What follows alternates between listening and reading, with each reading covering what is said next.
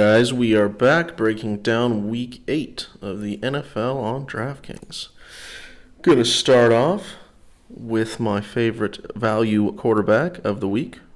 He would be Jimmy Garoppolo. And this doesn't have a ton to do with Jimmy Garoppolo being absolutely fantastic. He can be good at times, absolutely, but hasn't been all that great this year, and that last game against New England was a little weird for most of the San Francisco guys that I was looking at. I kind of put a line through that last game against New England.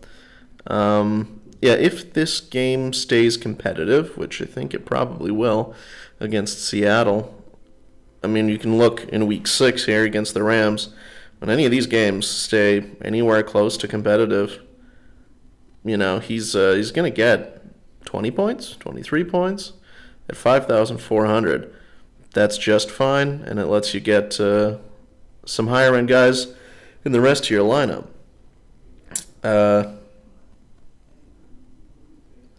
This has a lot to do, obviously, with Seattle. You kind of just want to, whenever DraftKings opens up a new slate, you just see, where's Seattle? Who are they playing against? Because they are the worst against the pass, and they're significantly worse than number 31 too. It's quite brutal. So, Jimmy Garoppolo, to start that off, I would be. I'll probably have a group for this game because again, you should be stacking whenever you're playing tournaments on DraftKings. It's the easiest way to get to the number 1 spot. But I think I'll have Ayuk, Kendrick Bourne, and George Kittle over here. I'm going to have as my bring back option mostly DK Metcalf.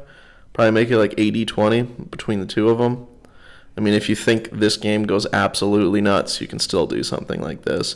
I wouldn't recommend this, but you can make this work because, Garoppolo's cheap.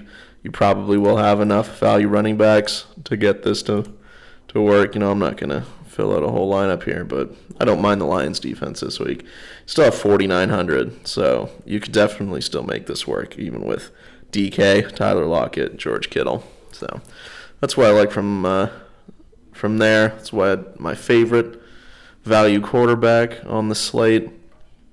My favorite running back is going to be Derrick Henry. Obviously, this is an absolute smash spot for him, but didn't really come here to hear me say that. I'm going to go with Dalvin Cook. Dalvin Cook, my favorite running back on this slate, price per dollar. Green Bay is a big fan of giving up fantasy points to their running back. And, this turned into an absolute shootout in week 1, and it kind of went away from the running game. Going to be tons of wind. Wind is definitely something you should be looking out for on this entire slate. I wouldn't try to build all your lineups super early because things are really going to change based on the weather. And, some people will say, the weather doesn't play that big of a difference. Weather, okay, what is weather? The snow, despite what most people think, doesn't play a big part in terms of NFL scoring. Rain doesn't play a big part in terms of NFL scoring. But what does is wind. And you really start to get an effect in NFL games around 20 to 25 miles per hour. And there's 3 or 4 games that are slated for that kind of wind. Not great. This is one of them, and it could be pretty severe, almost get to 30 miles an hour winds.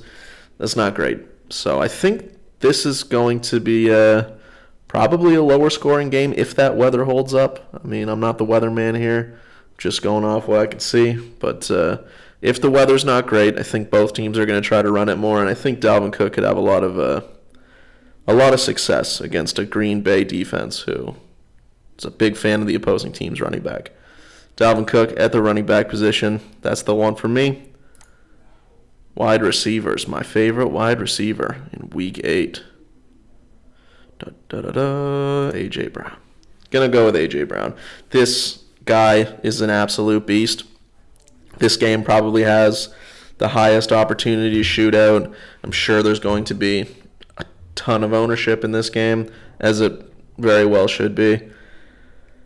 Sucks that he was injured for a month of the season, but, I mean, he's just consistently putting in work. And, Pittsburgh's defense, pretty good. 153 yards, 1 touchdown.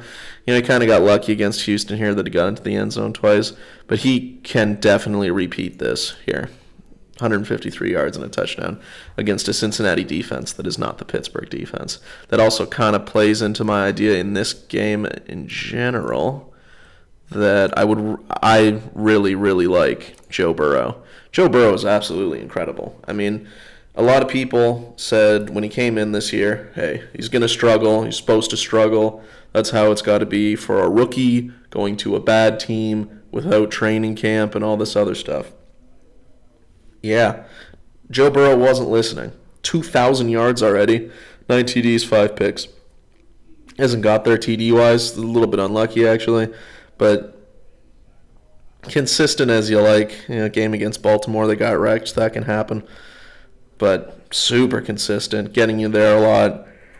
But my problem is, I'm not usually a big worrier of quarterback ownership, but I think Joe Burrow was going to be in like the 15 to 20% range in terms of ownership. I think a lot of people are going to click on Joe Burrow here. I'd rather go to Tannehill. Tannehill, 15 touchdowns, 2 interceptions. You want to talk about, being effective and efficient. I mean, off the charts for the guy. I mean, who saw this coming when he was in Miami? But 30, 33, 26, 33.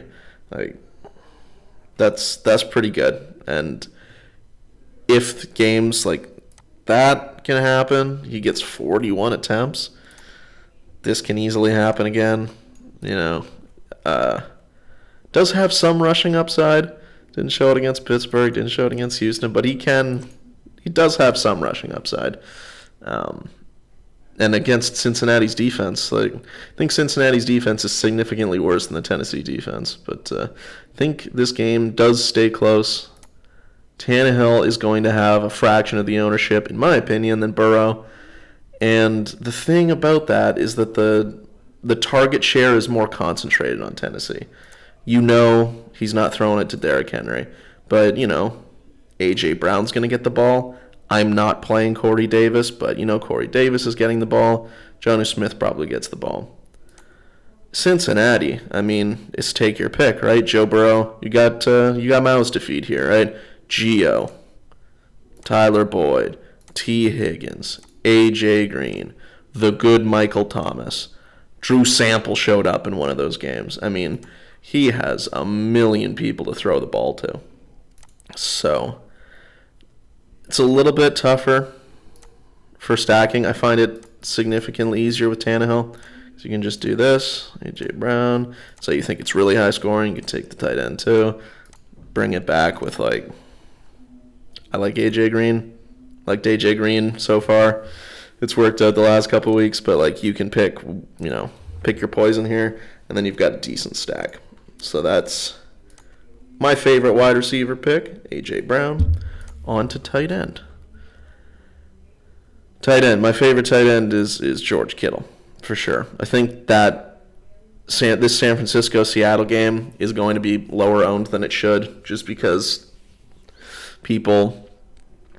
I think the Seattle offense is better than the San Francisco defense. People are going to look and they're like, oh, it's not last week. It's not a terrible defense against a terrible defense. 49ers can play a little bit of defense.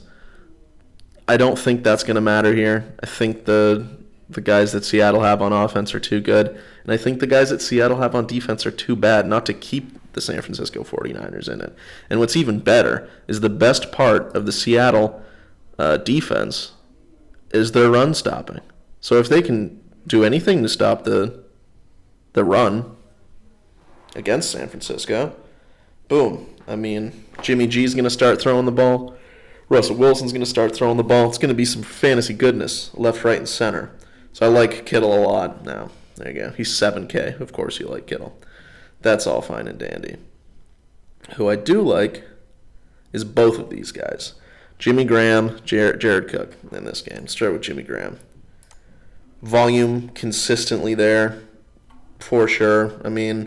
8 points, 8 points, 7 points. That's not amazing, But 4,600, it's not, you're not winning a GPP most of the time with Jimmy Graham, 8 points in your lineup. But he's got a path to having a pretty good big game here. First of all, revenge narrative. Always important to throw that out. But New Orleans really sucks against tight ends. They're one of the worst in the league. And, if you can get anywhere close to that game, you're dancing. This is another one of those games with, what is it? Weather problems. Wind problems. So the quarterbacks in this might not be chucking it all the way downfield. There might be some shorter passes. And I think that works out well for Jimmy Graham and for Jared Cook. Jared Cook scoring touchdowns consistently. Not quite getting the volume that you'd like to see, but he is a big-time red zone threat. And again, 4.4K, 12, 13, 13. He needs to score touchdowns most of the time to get there. But he's been pretty consistently scoring touchdowns. So I wouldn't be opposed to Jared Cook, and that is one of the softer parts of the Chicago defense. Jonnu Smith, interesting.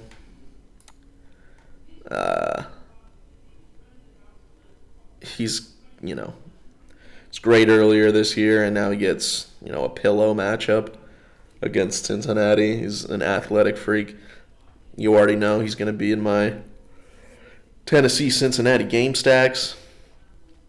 And, super cheap. I actually don't think it's that chasey to go back to this guy, Harrison Bryant. If you were on him last week, you probably had a pretty good week. But it's another pretty darn good matchup. And they really don't seem to have any interest in using David Njoku offensively. Njoku got you 10 points right on the button last week. He had to score a touchdown to get you there. So at least he got 5 targets here. 5 targets, 3,200. Yeah, I know his price is up. Don't mind this that much. Again, chasey. I don't think he's going to be that highly owned, so I don't think you have to worry about that. But I don't think this is that crazy. I think, especially with OBJ out, it's going to be enough targets to go around for Harrison Bryant to get you over the line at 3,200. Defenses, like a few defenses. Defense is boring, but Chargers, I think they get pressure on Drew Lock. I don't think Drew Lock is... Maybe he'll be good in the future. I don't think he's that super fantastic right now. I think the Chargers can get home. The Rams are definitely going to get pressure on Tua. Tua's not super mobile, like a Lamar Jackson type. You watch him at Alabama. It's his first real NFL game starting. He's played a little bit in the last game for Miami, but I think the Rams get home here, and I think it's a pretty miserable debut for Tua, even though Tua very well could be good going forward in the future. But that Rams front is not going to be very friendly to Tua in his first game. I would avoid the Ravens. I would avoid the Steelers. The Saints, maybe. I would still rather just get up for one of these two defenses. Colts, Detroit, that's kind of tough. I think the Lions defense is kind of in play, just because Phillip Rivers is a big fan of throwing interceptions. A big pay down. I don't like a ton of pay down. The Bears might be in play because Drew Brees isn't as good outdoors, but he's also not a big fan of turning the ball over. I usually like my 2K defenses, but this is tough. That's a tough ask. Not sure if I could get there. So I think for me, defense-wise, it's going to be a lot of Chargers. It's going to be a lot of Rams. I think we have enough value on the slate to be able to afford them without having our lineups look too terrible. Chargers, Rams, and those are my two favorite for sure. I don't know. I don't know how much Lions I want to play. Probably a little bit, but nothing crazy. And thanks for watching the video. Wishing you the best of luck in Week 8 in the NFL on Draftkings. $10 Millie Maker this week. That's always fun. So, if you got to the end of the video, like, subscribe. Thanks for getting here. We appreciate you. And we will see you back for Week 9 next week. Good luck.